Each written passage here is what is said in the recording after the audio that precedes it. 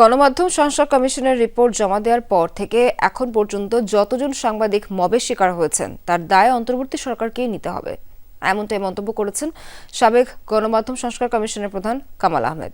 বিকেলে রাজধানীর সিডাপ মিলনায়তনে সেন্টার ফর গভর্নেন্স স্টাডিজ আয়োজিত গণমাধ্যম সংস্কার বর্তমান অগ্রগতি ও ভবিষ্যৎ করণীয় শীর্ষক আলোচনা সভায় এই মন্তব্য করেন তিনি। ডেন্টিস্টের পরামর্শ নাও নতুন কোলগেট অ্যাক্টিভ সল্ট।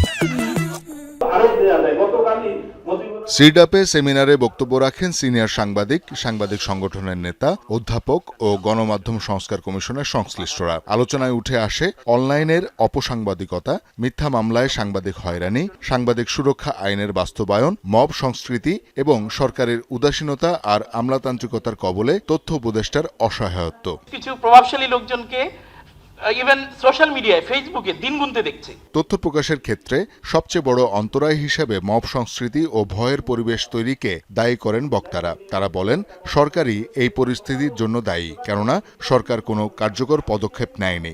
একজন জাজ যিনি কখনোই গণমাধ্যমের সাথে সম্পৃক্ত নন, যে সারা জীবন গণমাধ্যমের বাইরে থেকেছেন, গণমাধ্যম বিমুখ, তিনি ডিসিশন নিচ্ছেন যে আমি কি ধরনের সাংবাদিকতা করব। খুবই হাস্যকর একটা ব্যাপার। যখন স্টোরিটাগুলো করছে ওটা কিন্তু ধামাচাপা পড়ে গেছে, because they are so aggressive, the YouTube and other tube or this channel or that channel, যারা কিনা কোড অফ কন্ডাক্ট মেনে কাজ করে না। আলোচনায় অনলাইন অপসাংবাদিকতাকে গণমাধ্যমের জন্য বড় ঝুঁকি উল্লেখ করে বক্তারা বলেন মূলধারার গণমাধ্যম ও ইউটিউবের পার্থক্য সম্পর্কে সচেতন করতে হবে সরকারকেই, প্রয়োজনে করতে হবে নতুন নীতিমালা। পেশার মানমর্যাদা রক্ষা করা, এটার জন্য আরেকটা চরিত্রের বদল দরকার।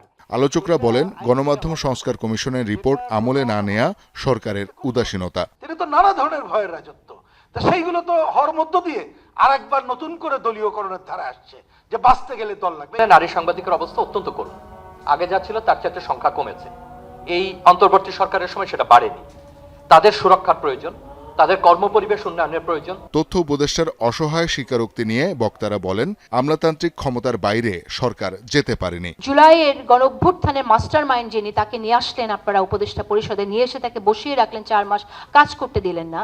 নিজেদের মধ্যে যদি গণতন্ত্রের চর্চা না থাকে আপনারা কি গণতন্ত্র প্রতিষ্ঠা করবেন? কিন্তু আপনারা দিন গুজার করবেন এবং কোনোভাবে ইলেকশন করে দিয়ে আপনারা সরে যাওয়ার ওই মানসিকতা রাখবেন, এটা কিন্তু খুবই আমার মনে হয় যে দুঃখজনক। ব্যুরোক্রেসি চায় নাই বলে এটা বাস্তবায়িত হয় না, নাম্বার 1। নাম্বার 2, সাংবাদিকরা এটার ব্যাপারে প্রেসার গ্রুপ হিসেবে কাজ করতে চরমভাবে ব্যর্থ হয়েছে। পুরো রিপোর্ট তথ্যপত্র সেটা ওপেন করতে পারলাম না। আমি তো দাবি করি সেইটাকে অন্ততপক্ষে উন্মুক্ত করা হোক। এটা যদি তড়িঘড়ি করে আপনি এখন করেন, আপনি শতভাগ নিশ্চিত থাকতে পারেন রাজনৈতিক সরকার এসে বাস্তবায়ন করবেন না। সবশেষে কথা বলেন গণমাধ্যম সংস্কার কমিশনের সাবেক প্রধান কামাল আহমেদ। তিনি অভিযোগ করেন রিপোর্ট প্রদানের পর থেকে এখন পর্যন্ত আক্রান্ত সাংবাদিকদের দায় সরকারের। যতজন সাংবাদিক যত জায়গায় লাঞ্ছনার শিকার হয়েছেন, আক্রমণের শিকার হয়েছেন, তার সম্পূর্ণ দায় দায়িত্ব এই সরকারের।